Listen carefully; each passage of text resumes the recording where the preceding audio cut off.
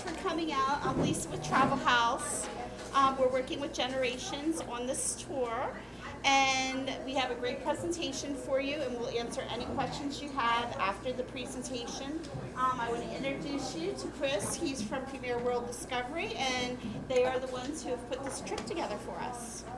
So, Chris. Thank you. Appreciate it. Thank you, everybody, for coming out. Can everybody hear me okay? No. Good? No? Should I belt out a little bit more? Yeah. All right. Forcefully. All aboard! All aboard! Well, I'm Chris from Premier World Discovery, and today, we're featuring our California Rail Discovery Tour for next year. We have traveling April 10th through the 16th, so mark your calendars down now, get ready to go.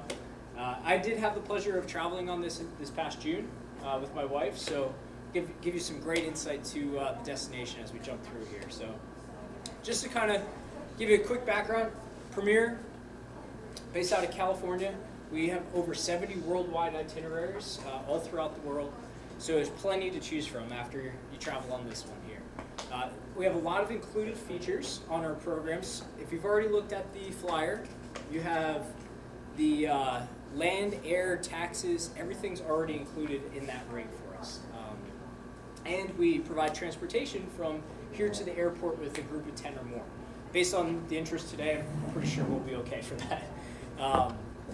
So all throughout the program, I mentioned we have round trip airfare, motor coach transportation, we have breakfast daily, and there's a full-time tour director with you throughout the whole trip. So they're there from the very first day to the last, making sure all the logistics, everything moves very smoothly for us throughout the whole tour.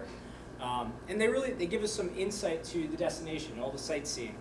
We have a lot already included in the trip. In fact, we only have one option on the whole program. So there's a lot already included for you. And whenever we do have free time, the tour manager will give you some suggestions of where to go to eat, things to do within the destination that we are in.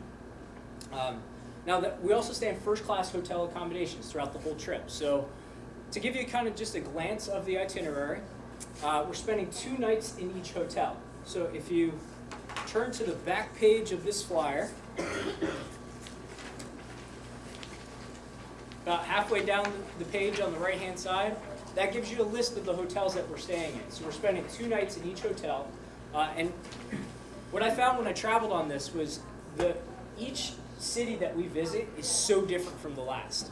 So when we fly into San Francisco, which is down here, sorry, my light's not really working too well. They spend 2 nights in San Fran. We then work our way up to Sacramento. We hit Napa Valley, the wine train up there. There's 2 rail experiences on this tour. And from Sacramento, we actually take the train up to north of Lake Tahoe. And then we spend 2 nights at Lake Tahoe. So each city that we're in, we spend 2 nights in each place.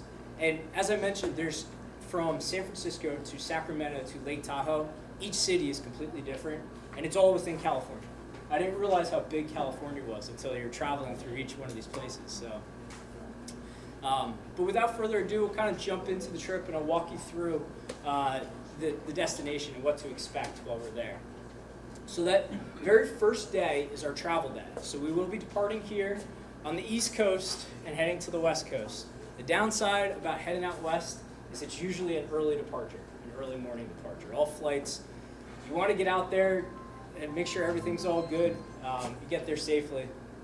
Usually we'll arrive in San Francisco right around noon to 1 o'clock to give you an idea. And it's from the airport, San Francisco airport, to where we're staying we're right on Fisherman's Wharf in San Francisco. So the Hotel Zephyr that is listed there is right in the heart of everything, right on Fisherman's Wharf, which is where you want to be when you're in San Fran. So from the airport to the hotel, it's about a 45-minute drive with traffic. So based on arrival times at the hotel, our tour manager will meet us at baggage claim in the airport, and then they will then escort us to the hotel. So we will arrive at our hotel usually right before 3 o'clock, give or take there. So we always ask the hotels to make sure our rooms are ready, but it's not always the case. But luckily, we are right in the heart of everything, so there's time to go and explore. And our tour manager will really give you a great insight to where you're going to be. upon arrival, you check in, and if you do need to, you leave your bags with the hotel staff, and then you just go and walk around. I kid you not, you walk out the back door and you're right on the pier, right on Pier 39. It's really an incredible experience. So that afternoon, that evening, we actually have a welcome dinner where you get a chance to meet all your fellow travelers. And that welcome dinner is at a very famous location. Has anybody ever heard of Boudin's? Boudin Bakery? It is, all right, so has anybody heard of sourdough bread bowls? Okay. I'll tell you, it is, sourdough bread bowls are to die for. They're absolutely delicious. Well, Boudin's is one of the places that we do go for our welcome dinner. So, and that, if you walk out of our hotel, right around the corner, Boudin's is right, probably about maybe a quarter mile at the max. It's right up the street, so it's perfect. So that welcome dinner gives you a chance to meet your fellow travelers. You get introduced.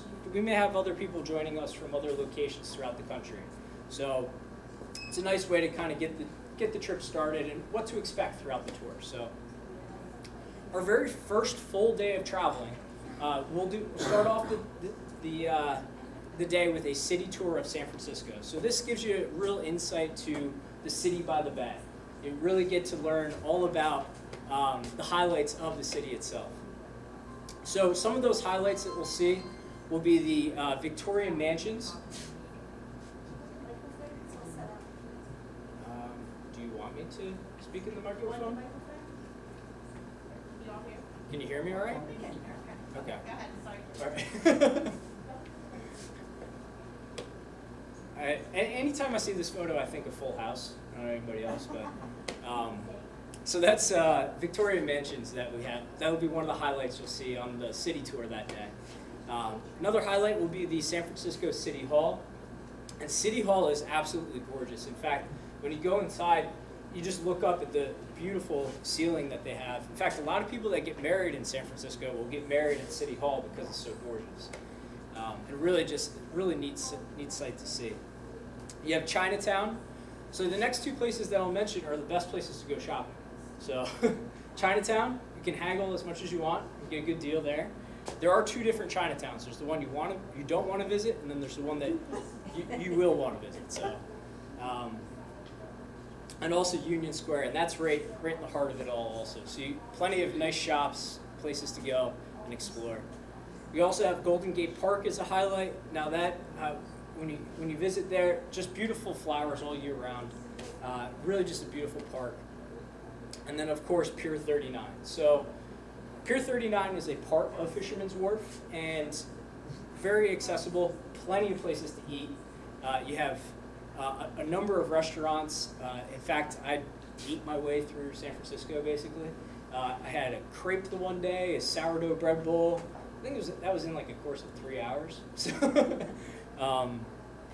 but there's so much, and seafood is plentiful also there. So seafood is some of the best seafood you'll have.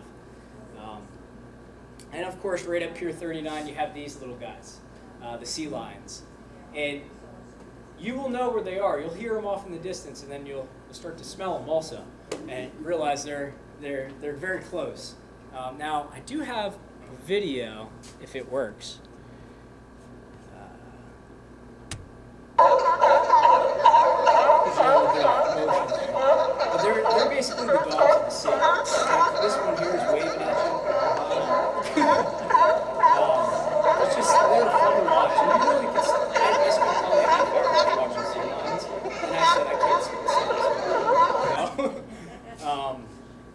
But really, it was a neat experience to see, because I had a plate of a crepe in hand eating in front of the sea lions. It was very entertaining.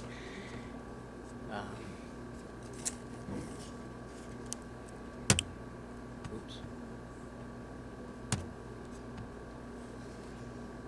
There we go. Okay, sorry. A little technical difficulty there. So after Pier 39, we have some free time. So Pier 39, you'll have time to grab lunch. So that'll be the best place to, so if you prefer just a crepe or sourdough bread bowl, you can just get that. But after that, after our lunchtime, We then reconvene and we go on the San Francisco Bay Cruise. So this gives you a different perspective of San Francisco from the water.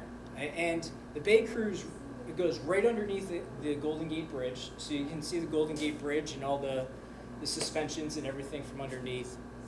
And it also circles Alcatraz, so you can see Alcatraz pretty nicely also. Now, the Bay Cruise, if you're lucky, we were lucky enough to see a whale breach. There's no guarantee that that will happen. We just happened to be looking at the right spot at the right time, and it just happened to come up. It's really neat to see. And that is about a good hour and a half to 2 hours for the Bay Cruise. So that really kind of takes up part of the beginning part of the afternoon. But the rest of the day, the rest of the afternoon is at leisure. So you can go off and explore and do whatever you wish. We do have the one option that afternoon, and I'll be talking about that in just a minute.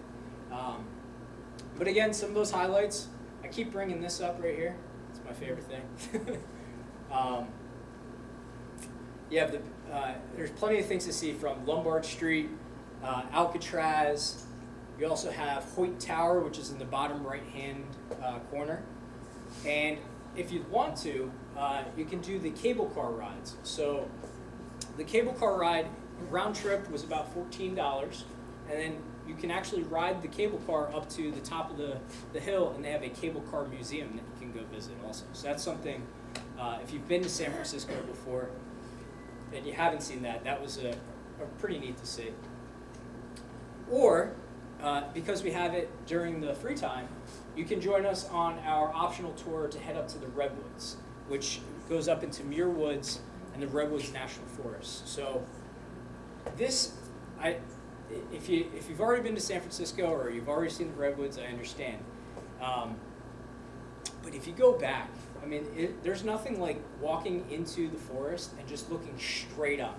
I mean, these trees go 300 plus feet high, and it's just like they're never ending. So it's really quite incredible to see.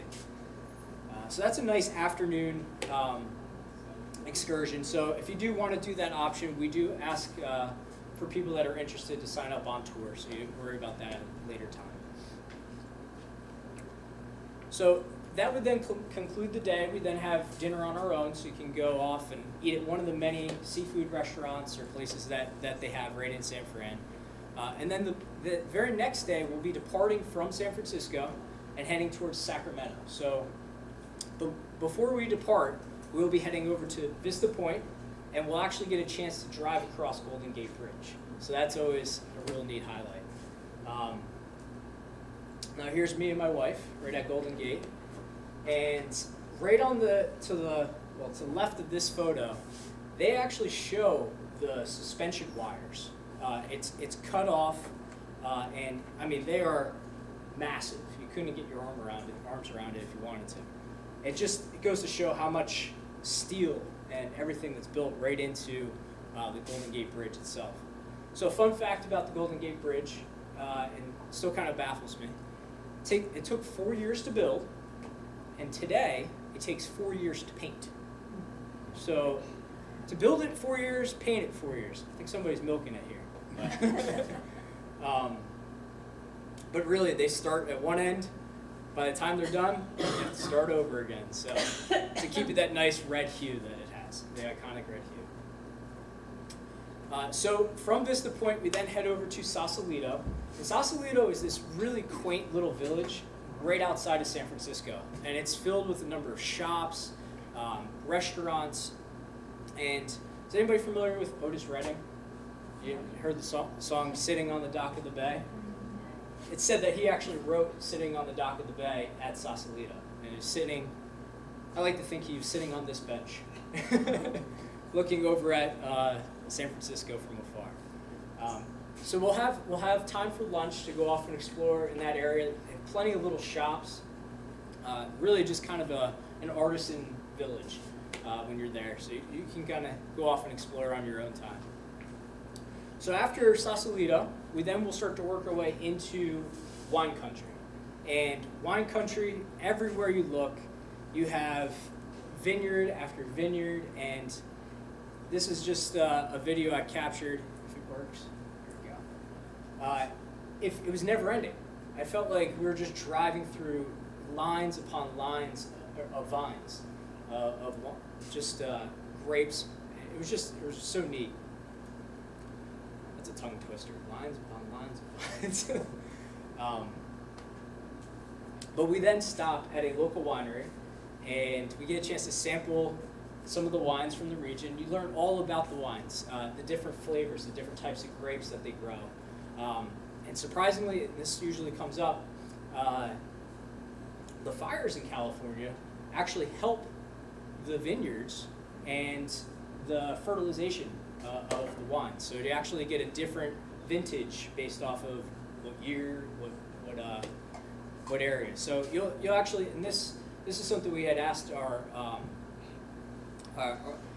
owner of the winery. It's like they have, they're always stressed that something's going to happen, but life simply finds a way, and it always works out for them. So, but you learn.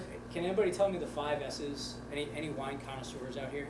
5 S's of wine tasting.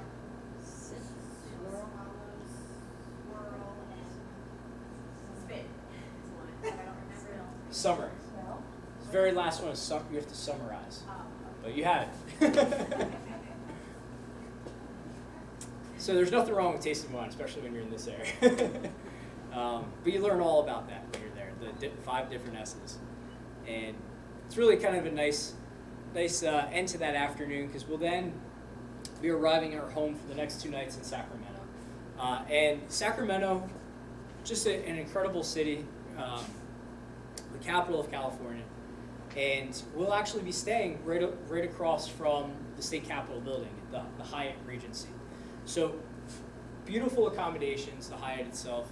But what's so neat is you can walk out your front door and you are right on the steps of the state capitol building. You basically can walk through the entire park. They have a beautiful park with a number of monuments, everything right there that you can just go off and explore. And it is so beautiful to see.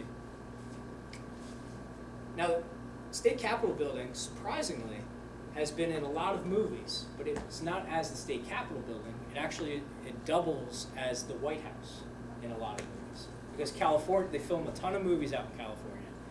And when they just need a backdrop of like the front portion, it actually is very similar, and most people can never tell nonetheless the other way. So, but we'll be spending 2 nights in Sacramento, and Sacramento, we'll be departing the very next day, heading back into wine country, but up towards Napa Valley. So this will actually be our first train experience or rail experience on the California Rail Discovery Tour. And that rail experience will be on the Napa Valley Wine Train. So the Napa Valley Wine Train is a nostalgic train, Pullman car, and it is a very leisurely paced experience as you go through. Of course, you can do wine sampling on board. As you arrive at the depot and start to board onto the train, I thought this was pretty neat. So you'll see this a lot in Europe. They call it locks of love. So people, as they're getting onto the train, will bring locks and they'll put it on the chain link fence and throw away the key. It's supposed to be good luck, right? I wonder how many never come back when it's, not worked out. But yeah, it was pretty neat to see as you get on there. And then you're on the train. Train experience is about 3 hours altogether. We actually will have lunch right on the train, and the lunch on the train was absolutely amazing. It was one of the best meals on the tour itself. And the fact that they're able to cook in just one car for the entire train it's incredible. So, and you have the train itself doesn't really go more than 25 miles per hour. So the entire time you're on, it's just this leisurely pace experience that brings you through all the wineries and everything throughout that area, through the Napa Valley. And you, of course, can purchase wine by the bottles if you wish. Lunch is included that day, and it's free roaming. So this is a picture in between one of the 2 cars.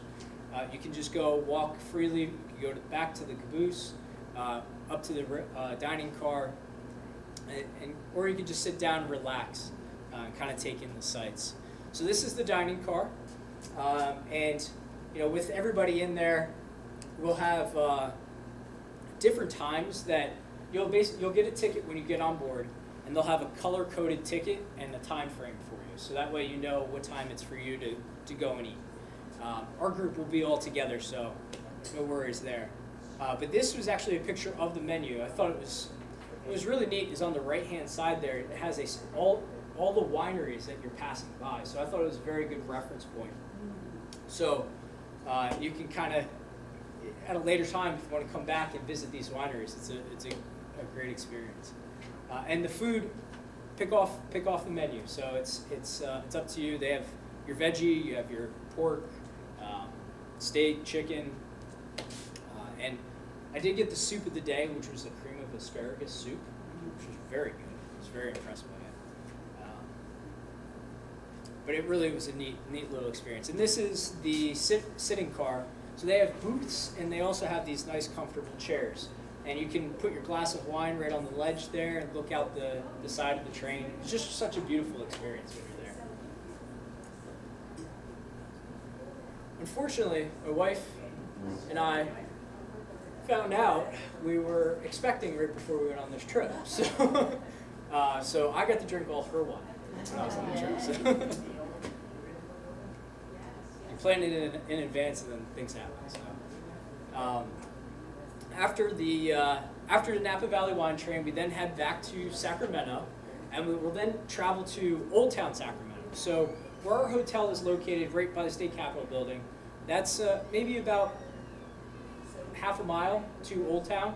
So if you wanted to walk down one morning, you could go there. It is better to have that we have transportation provided for you, but you're more than welcome to head back down there at a later time. Old Town Sacramento is that quintessential Western town.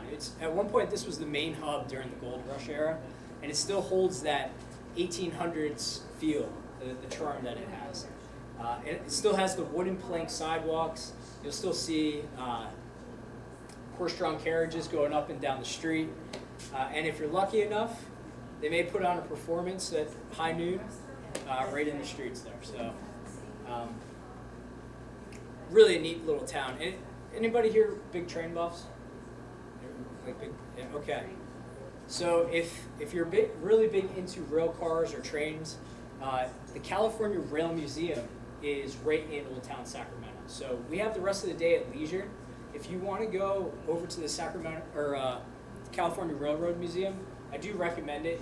It has every sort of rail car from early 1800s to today. So, and it also goes through the story of all the workers that had died building the railroad getting out west. So really quite interesting to learn about. I felt like I could spend all day in there. And just really quite impressive to see the steam trains that they have. Really, it was so interesting to see. But I definitely recommend if you want to during free time, head over there. It is right in the heart of Old Town.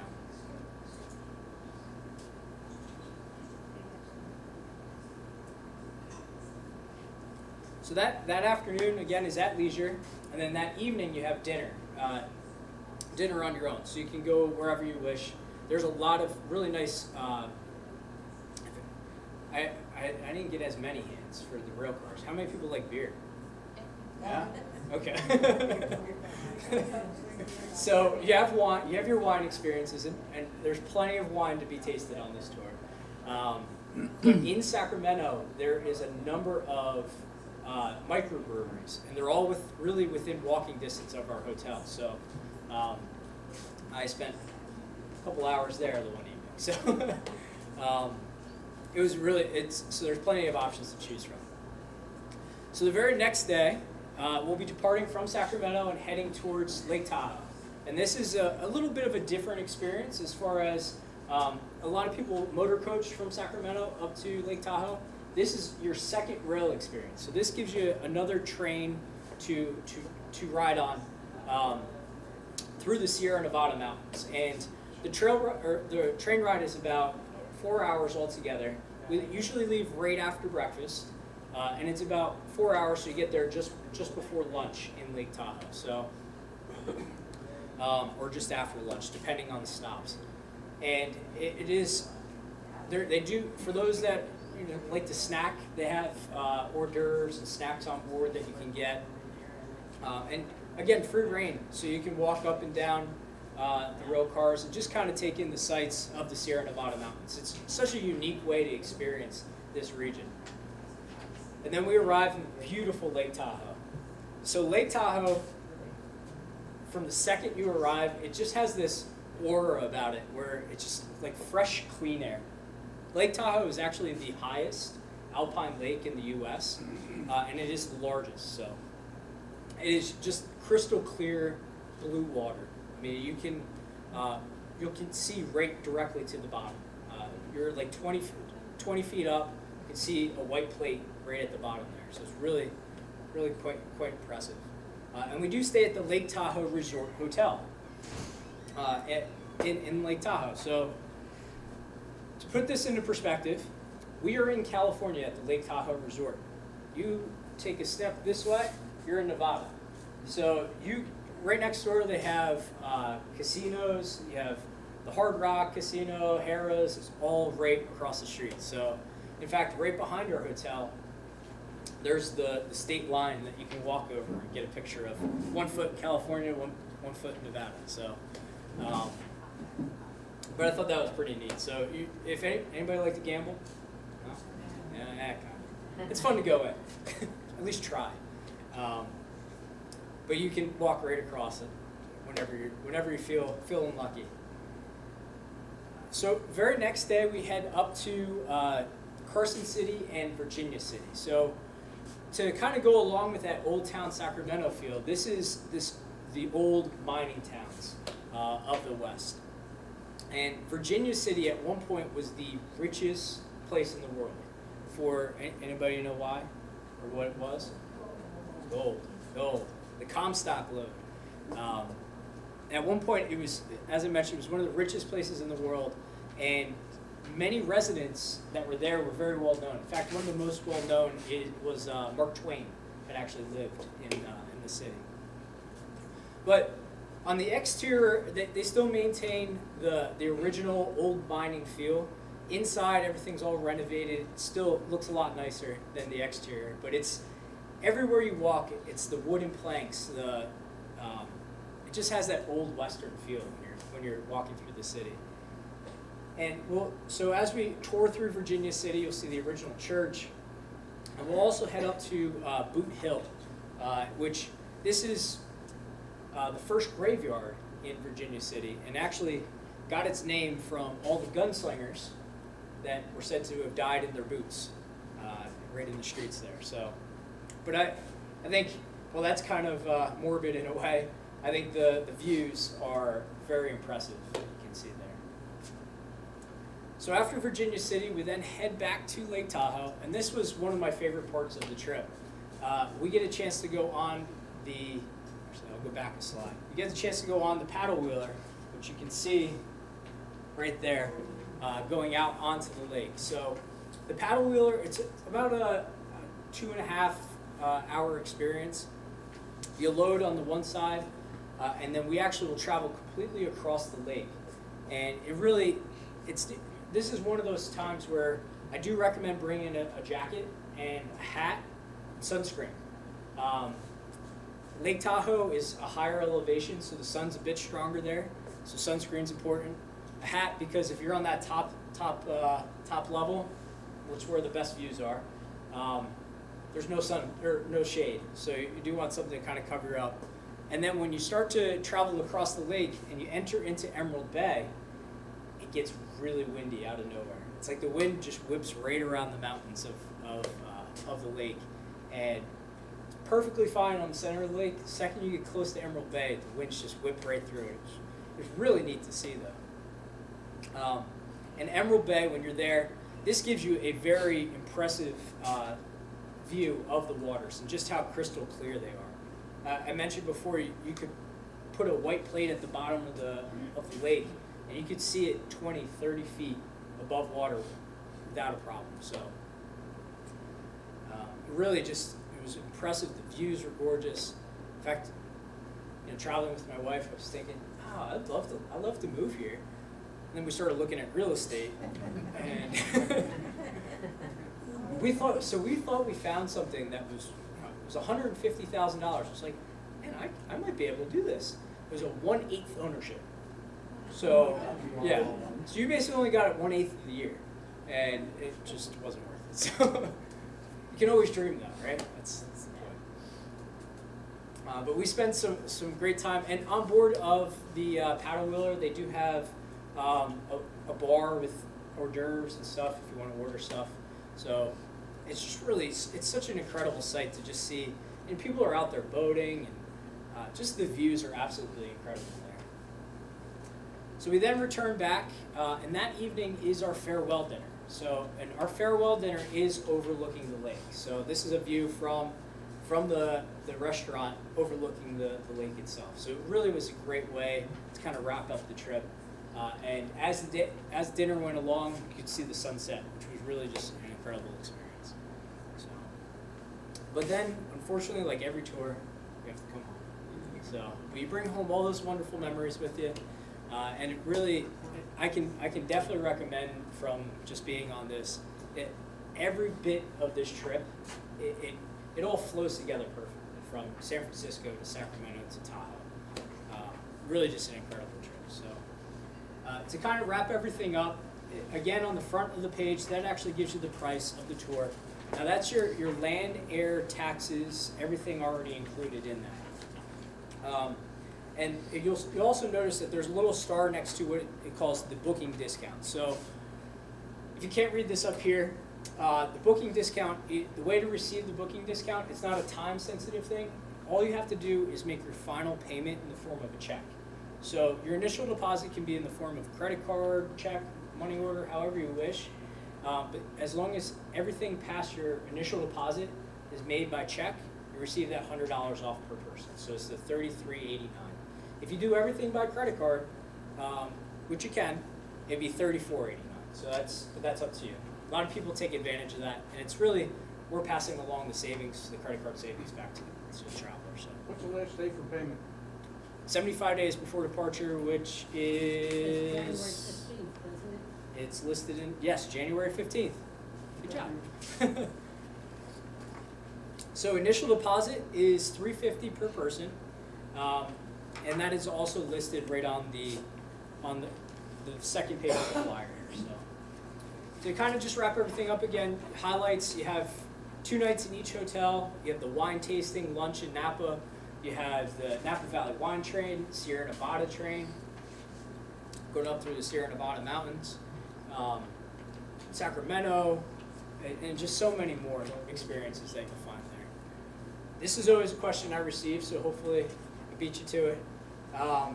April, you'll see the average temperatures for San Francisco. They don't really change throughout the year.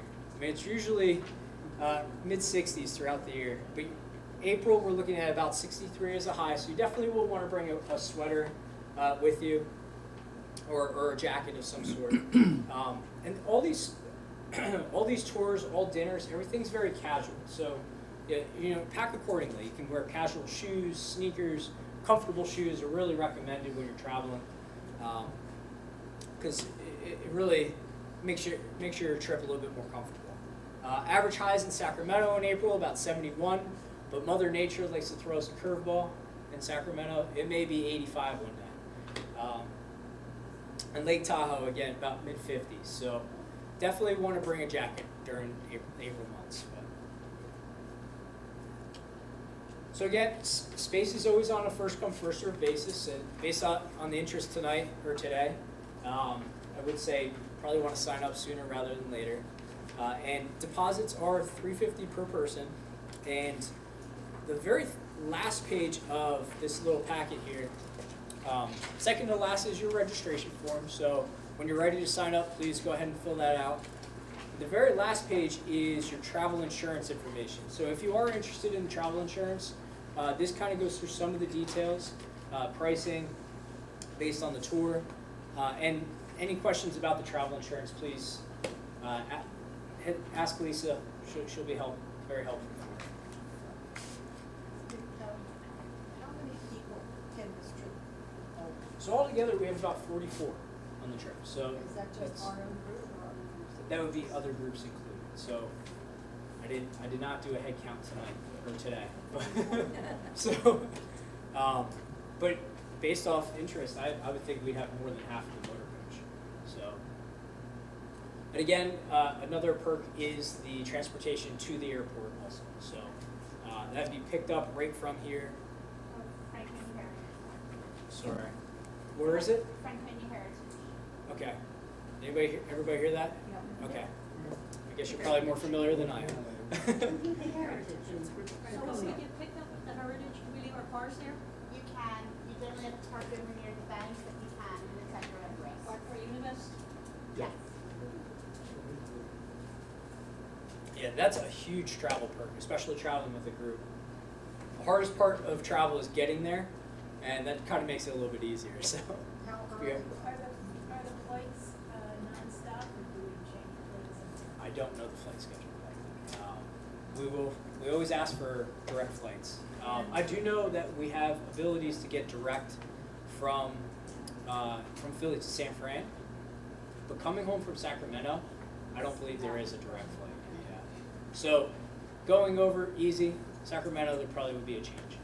And do you know the elevation of where we'd be staying at Tahoe?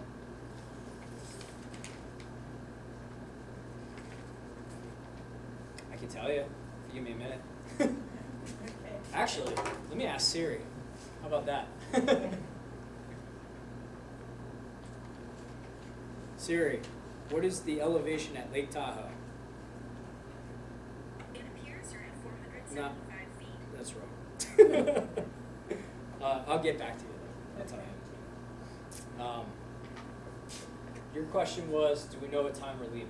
Is that right? How early is early? So I'll tell you, my flight was an 8 o'clock flight. So we probably would want to leave here 4-ish, which I know I hate to say that because I hate to deter you, but it is usually an early morning. So, We generally don't do the flight schedules until about 2 months prior. we'll have a better idea about 2 months out. The elevation of Lake Tahoe is 6,225 feet. Thank you. Appreciate that. Siri failed me. So.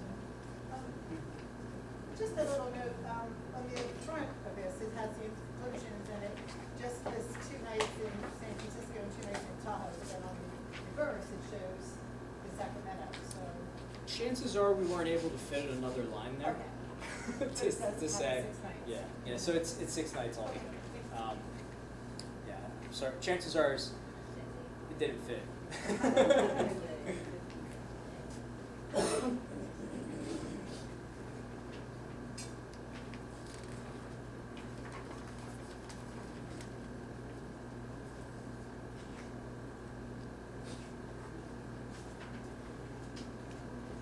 Okay, so also one of the notes is once we have 10 people, is that right? The Generations has an escort Yes. for you. So you'll have somebody joining you from here, joining you on tour with 10 people. So that would be very nice. And I find every time that people are traveling on a group, it really just, it's a nice way to bring the community together. So if you do have friends or family that are not in the area and would like to join you on this trip, flights may be a different price point, but we can arrange flight schedule from wherever they would be traveling from. If they're joining us from Florida, Colorado, Arizona, we're more than happy to help. So if you have friends or family that would like to join you. Best part of guided tours is all you have to do is show up. I mean, it's already planned. That's, my wife and I like to think we get along well, but anytime we're traveling, it's usually back and forth. And going on a guided trip, it made life so much easier. What about photo ID for the airport? So as of right now, I think we're extended, now, right? No. No? As of right now, after October 10th, you need the passport until we become compliant, which is spring 19th. So I don't know if it'll be in time for the trip or not. We haven't released it yet. So, So, passport. as of right now, it's a passport. I would continue to monitor it. We are getting the new driver's license. In fact, I'm coming up on it. I need to get a new one. But that's once our driver's license are compliant with the TSA, then we'll be okay. But the Real ID Act. As of right now, though, you need your passport. As of right now, you change it as of right now. Any other questions? But or? we're not, Pennsylvania's not compliant, so we have to follow different rules until we comply. Well, if anybody is interested in signing up today, the registration form is right on the second page. I'd be happy to help. We do ask, that when you're filling this out, you have your legal name as it would appear on your passport in this case. So, for example, I'm technically Christopher, but only my mother calls me that. So, I'd fill that in full name there. So, and then again, Lisa's back here. She can help you with helping filling out also if I'm busy. So you have any questions. Well, thank you. Appreciate you coming out. Thank you. Very good.